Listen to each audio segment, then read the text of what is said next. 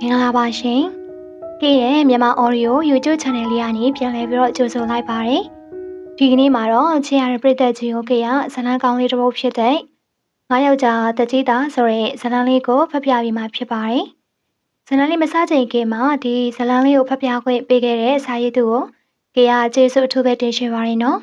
။ဟုတ်ကဲ့ပါရှင်။ဒါဆိုရင်တော့ဇလန်းလေးကိုခုပဲဖတ်ပြလိုက်ပါတော့မယ်ရှင်။ဟဲ့နင်တို့ငါ့ဆီကနေလာချဲတော့တီးခွက်လာယူတော့ကကြပြုံးပြုံးနဲ့ပြန်ပြီးတော့မှအမောက်လားဇေရတင်အော်ကြီးဟစ်ကြရပ်ပြင်းနေကြတယ်ဂျင်းတို့ကယူတော့ကဒီမြက်ခွက်မဟုတ်ဘူးပြန်ပြီးတော့မှမပြီးချင်ချောင်းအမုန်းခံရမယ်တူတူတော့တခါတည်းပတ်စံပြန်ရတာပဲကောင်းနေကျုပ်တို့မှလည်းမရှိလို့ပါဈေးရမကောင်းလို့မရှိတာပါအေးရှိရင်ပေးတာဘောတော့အဲ့လိုရရိုးလားမပေးလို့ရှိရင်တကြီးရင်ကိုရှောက်မှာနော်တကြီးဆိုရဲ့အတန်ကြောင့်တိတ်သွားတဲ့ဈေးတဲ့တူခက်တဲတင်ယူလာပေးတဲ့ပတ်စံကခနွမ်းနွမ်းအရင်တော့မပေးနိုင်သေးဘူးအတူလျှော့တစ်ထောင်ပတ်စံတစ်ထောင်ကိုဇွဲယူကထွက်လာလိုက်တယ်ဒီလိုလူတွေကိုပတ်စံမချေးချင်မှတရွာရဲသားမလို့အောက်အေးပြီးတော့ပြန်လာရတယ်ဟောကိုစားရင်ဘယ်ကနေပြန်လာတာတုံးဖြဖိုးသူကနှုတ်ဆက်လေတယ်ပုံမှန်တိုင်းမို့ကွာအကျွေးသွားတောင်းတာရံပါဖြစ်လာရတယ်ဖိုးသူပြုံးဖြပြီးတော့ထွက်သွားလိုက်တယ်ဆိုင်းနေဦးမှလည်းရွာလေးကိုဝင်လာကအကျွေးတောင်းရပြန်နေတရွာလုံးမှာသူတို့နဲ့အကျွေးလွတ်တဲ့အိမ်ကခက်ရှားရှားရင်ပြောဒေါ်လေးရှိလားအေးရှိပါအကျွေးလာတောင်းလာသားຫນွေဦးခေါင်းငိမ့်ပြလိုက်တယ်ဒေါ်လေးမြင့်ကပတ်စံအိတ်ထဲကပတ်စံ9000လုံးထုတ်ပေးလိုက်တယ်သားຫນွေဦးအတူရောရင်ရောဒီနေ့စပားထွက်ကောင်းလို့အကုန်လုံးဆက်နိုင်တာဟုတ်လားကံကောင်းတာပေါ့ဗျာနောက်လေလို့ရှင်လာချေအောင်နော်အတူရောအရင်ရောရလို့ပြောနေပါတယ်လက်မခတ်တဲ့လူဆိုရင်ချင်းငါပြောတယ်ဒီလိုနဲ့အကျွေးတောင်းပြီးတော့ပြန်လာတော့လမ်းထိပ်မှာချင်းခတ်နေကြတဲ့လူတစုမတွေ့ချင်ပါဘူးဆိုရင်တွေ့ရပေအောင်မယ်အဲ့ဒီအထင်မှာအကျွေးကောက်ရမယ်တာညွတ်ပါရင်မဟုတ်ပေလားဆိုင်းတွေဦးလာတာတွေ့တော့ချင်းခတ်ရက်ကောင်ကြရင်မသိရင်တရေဘလူတွေ့ရကြလို့တာညွတ်အကျွေးပေးဒီနေ့မပေးလို့ရှိရင်တော့အတူကတက်နေမှာတခါလေးပေါင်းပေးလိုက်တာညွတ်မှာတော့ပေးစရာပတ်စံမရှိပါချင်းဝိုင်းမှာလောင်းလိုက်တာအတူပေးရမယ်ပတ်စံကုန်သွားတယ်မဟုတ်လားနောက်နေ့မှပေးလို့မရဘူးလားကိုຫນွေဦးရဲ့ဟိုကျုံမှာပေးစရာပတ်စံမရှိလို့ပါຫນွေဦးစိတ်ထဲမှာထစ်သွားရတယ်ဟိုနေ့ကလည်းနောက်နေ့မှယူဆိုတော့ဒီနေ့လာကောက်တာဖြစ်တယ်ဒါဟိုတင်းကမပေးပြန်ဘူးအဲ့လိုမရဘူးလေတာညွန့်ရမင်းပဲနောက်နေ့မှယူဆိုအဲ့လာကြောင့်ငါကဒီနေ့လာယူတာလေကွအမင်းမောင်ကြည့်မရတော့ပေးပါဒီလိုအတရားလုံးကိုပတ်စံချေးပေးပြီးတော့လူရှိသူရှိမချောင်အကျွေးတောင်းတတ်တဲ့ကောင်ဟဲ့အောင်ຫນွေဦးတာညွန့်ကမရှိဘူးလို့ပြောနေတယ်မင်းနောက်နေ့မှယူလေကွာဘာလို့အဲ့လိုမျိုးလုပ်ရမှာလဲမင်းကိစ္စမဟုတ်ဘူးအမင်းမောင်ငါတာညွန့်ကိုပြောနေတာအမင်းမောင်ကလည်းပေါ်ပါသွားတယ်တကြီးသားဖြစ်တဲ့သူကိုလည်းမကြောက်တဲ့ကောင်အင်းလေအခုမှသူ့ကိုမကြောက်တာမှမဟုတ်တာငွေကလေးကကိုမကြောက်တာထိကောင်ဘာပဲဖြစ်ဖြစ်တာညွန့်ဘက်ကရက်တီပေးရအောင်မယ်သူ့မှာမရှိတာနောက်နေ့မှတရားပို့ပေးမယ်လीနော်ငါအာမခံတယ်သူမပေးလို့ရှိရင်နောက်နေ့ငါပေးမယ်ကွာငါဘာလို့မင်းကိုယုံရမှာလဲအော်ငါတကြီးသားလေကွာတကြီးသားစကားတော့ယုံရမယ်လေငါအာမခံပါတယ်ຫນွေဦးတွေးလေတယ်သူမပေးရင်လေတကြီးစီကနေတောင်းရမှာပဲအကြေကပတ်စံရဖို့ပဲအေးပြီးတာပဲလေအမင်းမဟောပြီးတော့မေးချောင်းတော့ငါစီကချေးထားတယ်900အတိုးရအရင်ရောလာပြန်ပေးနော်ငါဘယ်တော့ချေးထားလို့လဲကွာငါပြန်ပေးပြတာကြာပြီလေမင်းကကလင်ကစစ်လာမလုံးနဲ့မပေးရသေးဘူးငါ့ကိုကွာငါမှတော့စင်းအတီတာရှိတယ်ကွာပြောခါစာရွက်ကိုထုတ်ပြရင်စာရွက်ကိုယူချင်တော့အန်အောနေရသည်ဒီเจ้าထုံးကအကျွေးစာရွက်တောင်မှတိတ်ထားထုံးကပဲဒီကောင်ပတ်စံတည်းငါအဲ့တော့မြက်ကုတ်ကိုနဲ့ထည့်ပေးလိုက်တယ်လေ600တော့ဟာမထည့်ပေးဘူးတဲ့မြက်ကုတ်ကငါ့ကိုပြောတော့မင်းကပတ်စံမရှိသေးလို့တဲ့အဲ့ကောင်ကွာဘာပဲဖြစ်ဖြစ်ပါငါပေးလိုက်တာမင်းလက်ထဲကိုမရောက်တာငါမသိဘူးမဆိုင်တာဟဲ့အောင်မင်းမသာမင်းမြက်ကုတ်ကိုစီကိုတွားလိုက်ပြီးတော့လိုက်တောင်းမင်းငါ့ကိုပေးချင်ရှိတာပေးပဲပြောကထွက်သွားလေတော့ຫນွေဦးမောင်ပင်ဒီပတ်စံတရေကိုဘယ်လိုလုပ်ရပါမလဲအမင်းမောင်စိတ်ပြက်လေတယ်ပတ်စံကလက်ထဲပင်မရှိပေပဲ အဖေစီကတောင်းရင်လဲစုခန့်ချအောင်မေဟာဒါညို့ရဲ့စိတ်ညစ်တယ်ကွာမင်းကပြောပြီးခါမှငါ့ကိုပါအကျွေးတောင်းသွားတယ်အဖောက်ပဲဒါညို့ဘာမှပြန်မပြောဘဲနဲ့ရှင်းနေလေတယ်ဝိုင်းထဲကိုဝင်လာတော့လူတယောက်မှမတွေ့အမေနဲ့ညီမလေးမိဖို့ကြောင့်မှပဲရှိလောက်၏အမေနဲ့ဝတ်တော့ဘာတွေလုံးနေကြတာတုံးအော်ကိုလေးပြန်လာပြီလားမောနေတော့မှပဲရှော့အရှင်လေးတောင်းလိုက်အောင်အမေထူးထူးဆန်းဆန်းရှေးတွေဘာတွေခတ်တိုက်လို့ပါလားဝတ်တုံးရှိပြလေတယ်မိခင်မှာတော့တပြုံးပြုံးကိုလေးအေးပြောလေပါလေဟုတ်လေမင်းငယ်ကိုလေးကြက်ဝယ်ပြီးပါလားဟဲ့ကြက်ကိုဘာလုပ်ဖို့လဲချက်စားမလို့လားဈေးထဲမှာသွားဝယ်လိုက်ပေါ့မဟုတ်ဘူးသားຫນွေဦးရဲ့နေညမကြက်မွေးမလို့တဲ့တော့အမေကပါဝင်ပြောလေတယ်မင်းငယ်နေတကယ်ပြောနေရလားဘယ်တော့ကြက်တွေဘာတွေမွေးတာစိတ်ဝေပါသွားရတာလွမ်းဘာရမဟုတ်ပါဘူးသူများရင်မွေးရကြိတ်ပြီးတော့မွေးချင်လို့အေးပြီးတာပဲအမေရော်ဓမ္မသားဒီနေ့ရလာတဲ့ပတ်စံတသိန်းနဲ့9000ရတယ်ညီမလေးကို4000ပေးလိုက်နော်အမေကကြတော့9000ရှို့ချန်တာအသားဖို့အမေကလည်းကောင်းညင်ရင်နဲ့ပတ်စံကိုလှမ်းယူတယ်ကိုလေးကြားပြီးပြီလားဟောလေကိုလေးကိုရွာရရလူတွေကချစ်တီအသေးစားတဲ့ဒီလူတွေကတော့ငါပတ်စံမချစ်လို့ရှင်ငတ်ကုန်မယ်ဟောချစ်တီအသေးစားလေးတဲ့လားစိတ်ထဲမှာတင်းသွားရတယ်လူတွေကလည်းလူတွေပင်ဟောင်ရီเจ้าမှာတော့တုံးခောက်တန်မနက်မိုးပေမလင်းသည်စွန်ထားချက်ရတဲ့အလုံးမှာကတရွာလုံးပင်တညီလက်ညီစွန်ထားချက်ကြတယ်နေဦးမှာတော့အဲ့လိုကောင်းတော့ပင်အမေနဲ့ဝတ်တုံတို့မှာတော့စွန်ချက်နေလေတယ်အမေဒါရပြီနော်သမီးဝိုင်းရှိမှစောင့်နေလိုက်မယ်နော်ခေါင်းလဲခင်းမိပြီအေးအမေခဏနေလာခဲ့မယ်နော်ဒီမှာထမင်းပကံယူသွားအောင်ဟုတ်အမေတို့စကားသံတွေကြောင့်မထချင်မနဲ့ထားလိုက်ရတယ်အလောက်ကငွေတို့ချေးစားတာတခုတည်းပြီမို့ရဲဆင်းစရာမလိုပါရွှေစီမျိုးဆက်ငွေတို့ချေးစားတာမလို့ချစ်တီအမျိုးလိုခေါ်လဲခေါ်ချင်စရာပြီအမေဘာရှိလဲဟာကိုရောကျော်နိုးလာပြီပေါ့ရှိတယ်အုံဆောင်ထဲမှာကြည့်ငပိရရဲမြစ်ပြုတ်ရဲငါချောက်ဖုတ်ရဲဟာအမေကလည်းနေရပူပူနဲ့ငပိရတွေစွမလုံးနဲ့ဖြာကောင်းကြိုက်တယ်အမလေးတော့ငပိရနဲ့ကြီးလာတဲ့သူဟာများမပြောလိုက်ချင်ဘူးဟဲ့မစားချင်လဲလမ်းထိပ်ကဒေါ်ပြိုဤဆိုင်မှာမော်ဟီကာသွားစားချင်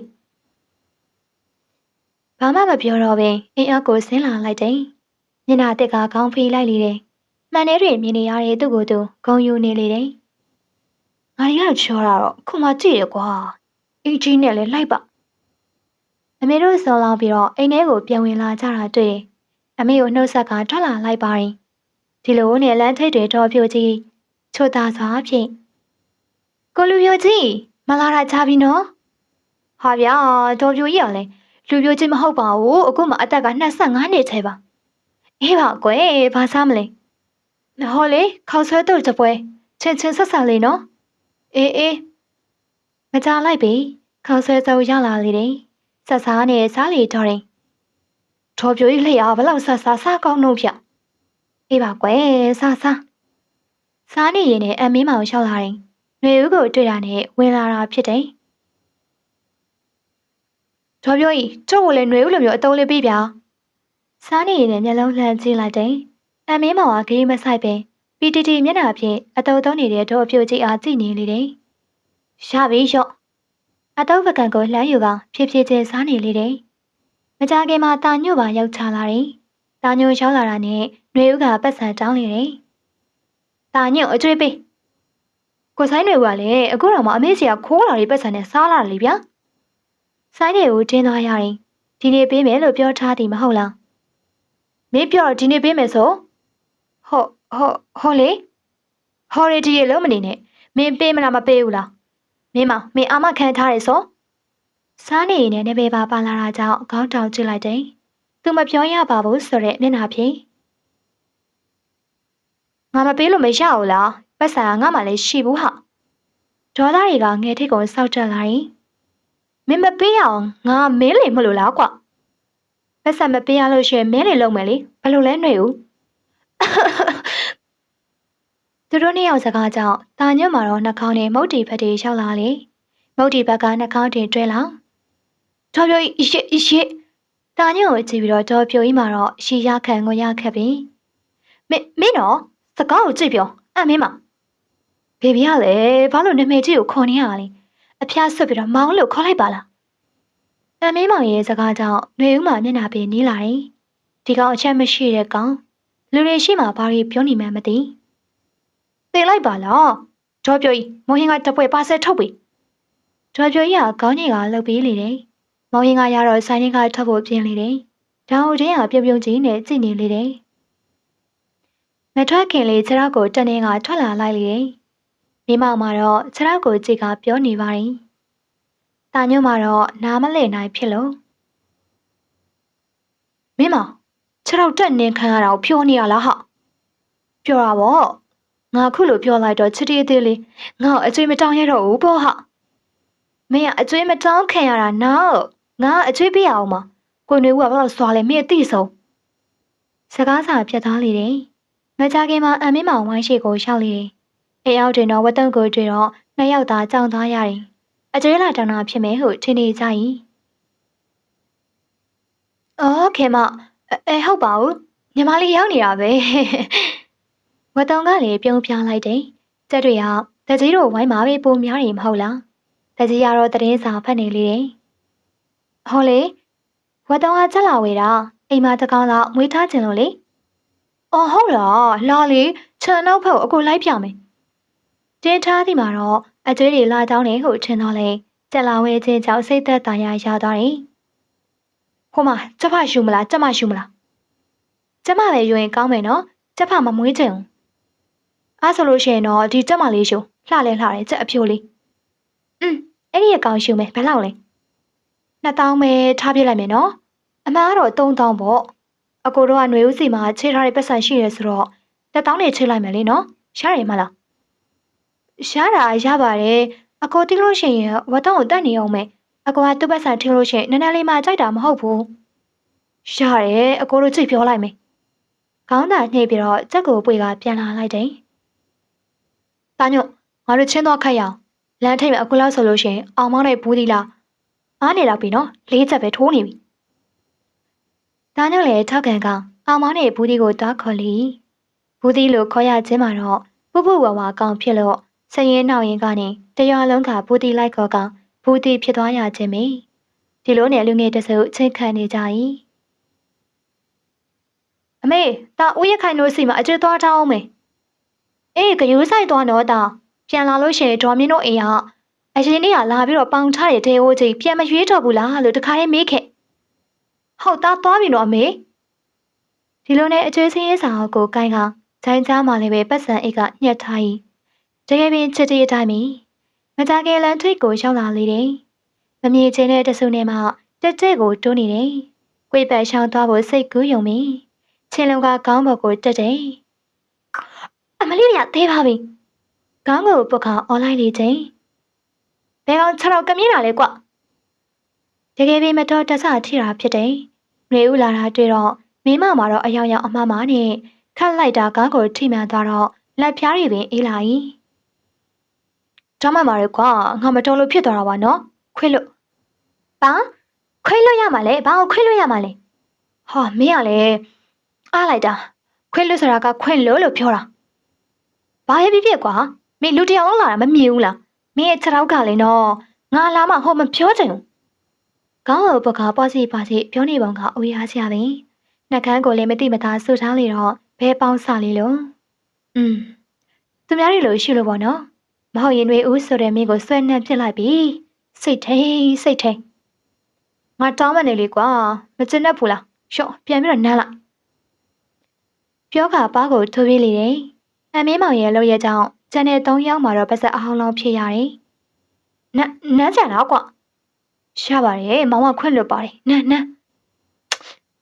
ဖြိုးနန်းမှာလားကွနန်းကြလို့ရှိရင်တော့နန်းလေကိုကအစင်သင့်ပဲဘာကွာရှက်စိတ်ဖြင့်အမင်းမောင်ရဲ့ခြေထောက်အားနင်းချပလိုက်လေတယ်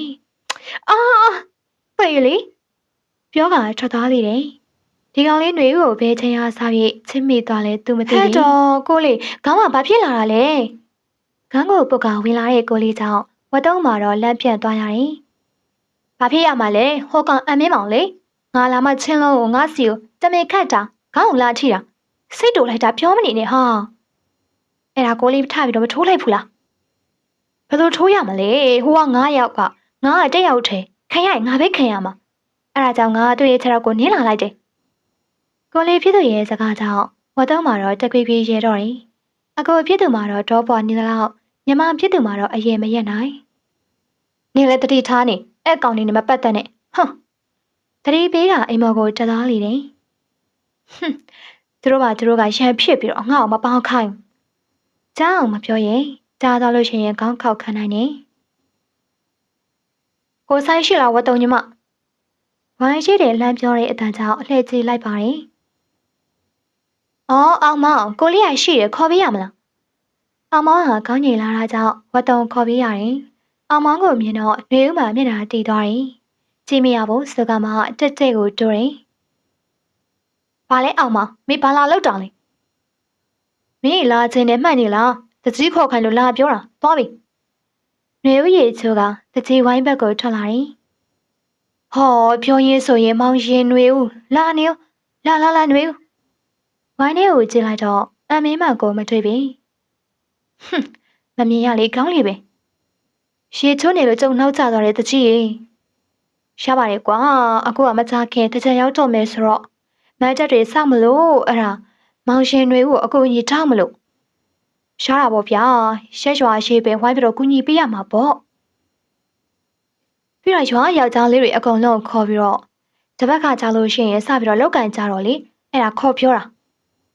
အတန်ပလန်နေကြောင့်မင်းမောင်နိုးလာခဲ့တယ်ချေရတို့ရဲ့အတန်ကြောင့်စိတ်ရှင်သွားတယ်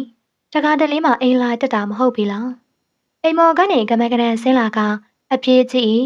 လေကားပေါ်ကအလောက်တကောဆင်းလာတာကြောင့်လုံကြီးစားကိုနေမိကလေကားပေါ်ကနေပြုတ်ကျလေတယ်အမလစ်သေးပါပြီဗျဖယိုဖေးရဲ့အမင်းမောင်ရဲ့ပုံကြောင့်နှွေဦးမှာတော့ရှိချင်းလူကြီးတွေရှေ့မှာမှလို့အောင်ထားရလေတယ်လူကြီးတချို့တွဲကူကဆွဲထားလေတယ်တကြီးမှာတော့လှမ်းပြီးတော့ဟောက်လီကဘလို့ဖြစ်တာလဲကွဘာရီမြင်လို့အလော်တကြီးပြေးလာရတာလဲမင်းမောင်မှာတော့ရှက်လဲရှက်နားလဲနာတာကြောင့်ကျုပ်ကလောတော်လို့အဖေဟာကျုပ်လည်းမတ်တက်ဆောက်ရင်ပါမလို့ဟေးမင်းဟာဟုတ်တယ်လေတခါတလေစိတ်ကူးပေါက်တော့ပေးပါလိုက်ပါဖေဟာနော်ကျုပ်မနှောက်ရှက်ပါဘူးနော်ဒယ်ရီဖာသာຫນွေဦးကမင်းမောင်နေတူတူမလုပ်ချင်ပါလိုက်ပြီးတော့နှောက်ရှက်မှတိလေ၏မျက်နှာငယ်ပြေဆုံးလေးတော့မင်းမောင်ကိုကြည့်ပြီးတော့နှုတ်ဆင်းပြီးတော့ချက်စားလိုက်ချင်ပါပြီအေးပြီးတာပဲຫນွေဦးမင်းသဘောကိုတကြီးသားလေးတစ်ပြေတကြီးဖြစ်သူကမငင်းစေချင်ပုံရတယ်တကြီးတို့သဘောပါပဲတကြီးပြီးပြီဆိုလို့ရှိရင်ကျုပ်တော်တော့မင်းနော်တကြီးကောင်းညိပြလို့ဝိုင်းထဲကနေထွက်လာလိုက်တယ်အနောက်တည်းတယောက်တော့သူမင်းမောင်ပါလာတာတော့မသိနေပါဦးຫນွေဦးရဲ့အတန်ကြားလို့လှည့်ကြည့်လိုက်အောင်မင်းမောင်နှက်ခမ်းတဲ့ຫນွေဦးနှစ်ဖူပုတ်တိုင်းမှုဖြစ်ပွားဟာတော်ပြီငါရဲ့နှစ်ဖူဒီကောင်နမ်းသွားတာပဲစိတ်တူဖြစ်မင်းမောင်ရဲ့ခြေထောက်ကိုနှင်းချလိုက်အောင်နာသွားတာတစ်ဖြင့်ခါကြီးကုန်းကြလာတော့နှက်ခမ်းနဲ့ဓာတ်ရိုက်ကျသွားပြန်အော်နှစ်ယောက်သားတယောက်နဲ့တယောက်စိုက်ကြည့်နေမိကြတယ်အရင်ဆုံးတတိလာသူမှာတော့ຫນွေဦးပင်မင်းမောင်ကိုတွန်းထုံလိုက်အောင်မင်းမောင်မှာတော့ဖင်ထိုင်ရက်ကျသွားတယ်မင်းမောင်ကလည်းတမင်လောက်တာမဟုတ်တာသိပါတယ်ဒါပေမဲ့ဒါကသူ့ရဲ့ first skill လေမင်းဘာလို့ငါ့ကိုလာနမ်းနေရလဲငါရဲ့ first skill လေးတော့သွားပါပြီခွာငါလည်းတမင်လောက်တာမှမဟုတ်တာငါလည်း first skill ပဲလေမင်းတယောက်ထဲမှမဟုတ်တာပီတီတီရုပ်ဖြင့်ပြောလာတဲ့အမင်းမောင်ကြောင့်ပိုလို့ပင်စိတ်တူရတယ်မိဘသားမေးခြေထောက်ကိုလာပြီးတော့တက်နင်းတာလေငါအဖြစ်မှမဟုတ်တာမျက်နှာတွေလည်းနီးလို့မင်းမျက်နှာမြောက်ဖင်နေနဲ့ဒိုးနေပြီမင်းငါထိုးပြီးတော့မယ်နော်ထိုးလေနှကန်းနဲ့ဘာအရှက်မရှိတဲ့ကောင်အရှက်ဆိုတာမွေးကြတဲ့ကဘာမလားပြောင်းချောချောဖြစ်နေတဲ့လူကြောင့်ຫນွေဦးမှာတော့ဒေါသတွေငယ်တိတ်ကိုရောက်နေလေပြီတော်ပြီပြန်ရအောင်မေဒီပေါက်ပန်း40ကောင်နဲ့ရမဖြစ်တော့စိတ်တူတူနဲ့ပြန်သွားတဲ့ຫນွေဦးကြောင့်မင်းမမှာတော့ပြုံးလို့မဆောင်ပင် ရွာလုံးကသူ့ကိုတကြီးသားဆိုပြီးတော့ကြောက်ကြတယ်။သူကလည်းလူမိုက်ကိုဘယ်သူမှရှင်းမဆိုင်ရင်။နှွေဦးဆိုတဲ့တဦးတဲ့တော်လူသားကသူ့ကိုမကြောက်တဲ့အပြင်ခဏခဏရမ်းဖြစ်တယ်။ကျောင်းသားဘဝကျောင်းစားတဲ့ကတည်းကထမင်းစားချိန်မှတော့ထမင်းတိုင်ရှာနေတဲ့နှွေဦးဘလို့ရှာမတွေ့ပြီ။နောက်ဆုံးတန်းမှာထမင်းကြိုက်ထားတာဖြစ်လို့နောက်ဆုံးတက်ကမင်းမောင်တို့စီသွားမေးရတယ်။မင်းမောင်ငါထမင်းကြိုက်တွေးမိလား။အော်ထမင်းကြိုက်လားဒီဟာလား။မင်းမောင်လည်းညိုထိုးရကြည့်လိုက်တော့ထမင်းကြိုက်ကဖွက်လျက်သား။မင်းထမင်းကြိုက်မယ်မသိလို့ပါကွာ။ငါလည်းဘိုက်စားလို့ဘသူဟာမှမသိတာနဲ့ယူစားမိတာ။ဘာကွာငါဟာမင်းထမင်းတက်ငါရဲ့ဟင်းကိုစားချိန်နေရမှတ်လား။ဒေါ်နဲ့မော်နဲ့ပြောလာရင်နှွေဦးကြောင့်မင်းမောင်စိတ်တိုးရတယ်။သူလည်းတမင်းမှမဟုတ်တာ哦။မဟုတ်ပါဘူးဆိုကွာ။တမင်းတက်ယူစားတာဟုတ်တယ်။မင်းဟာမှမသိလို့ပါကွာ။ဘာတမင်းတက်ဟုတ်လား။ပြောလေကဲလေမန်းလေပြက်လေဆိုတဲ့ငနူးကြောင့်ဘာပြောရမှန်းပဲမင်းမောင်မသိတော့ပြီ။ဟုတ်တယ်ကွာ။စားလိုက်ပြီ။ဘာပဲပြော။ရှင်းမရတဲ့အစုံပြောမိပြောရပြောချလိုက်တဲ့မင်းမောင်ကြောင့်နှွေဦးမှာပိုလိုစိတ်တို့ကချိုင်းတက်ခွက်ကိုယူကမင်းမောင်ရဲ့ခေါင်းကိုခောက်ထုတ်လိုက်တယ်။တငယ်ချင်းတစုမှတော့မျက်လုံးဖြူသွားကြတယ်။တကြီးသားကိုရှိုက်တဲ့တတိနောက်ကငါဟာစားချင်အောင်လက်ချက်စင်ခောက်ချက်မှုကြောင့်ခေါင်းကိုပုတ်ကဒေါ်သားနဲ့နားဖြင့်ပြန်ကြည့်လိုက်လေတဲ့နှွေဦးဆိုတဲ့ငနှုတ်လေးကမကြောက်တဲ့ပြေခြေထောက်ကထွက်သွားသေးတယ်။ဘာမှပြန်မလုပ်တဲ့မင်းမောင်ကြောင့်တငယ်ချင်းတစုမှတော့အံ့ဩနေကြတယ်။ပုံမှန်ဆိုရင်မင်းမောင်ကိုတယောက်ယောက်ကမျက်လုံးနဲ့ကြည့်ရင်တောင်မှမကြိုက်တဲ့ကောင်ကအခုခနဲ့ပါပေါက်ခံရတာတောင်မှပြန်မလုပ်နိုင်တဲ့အဖြစ်ကိုတွေးမိကြလေတယ်။မင်းဘာမှပြန်မလုပ်ဘူးလားနှွေဦး။ထားလိုက်ပါငါလို့ရင်နှွေဦးငိုသွားမှာပေါ့။ငါကြောင့်နှွေဦးငိုတာငါမလိုလောက်။အဲ့ဒီအချိန်ကလေးကရှင်ခုံပြီးတော့စစ်တက်လာတာဖြစ်တယ်။တနေ့နေ့ဖြစ်နှွေဦးကိုစားနောက်တက်တယ်။နှွေဦးဒီလည်းပဲဒေါသထွက်ကတခုခုနဲ့ခောက်ခံရစမြဲပဲ။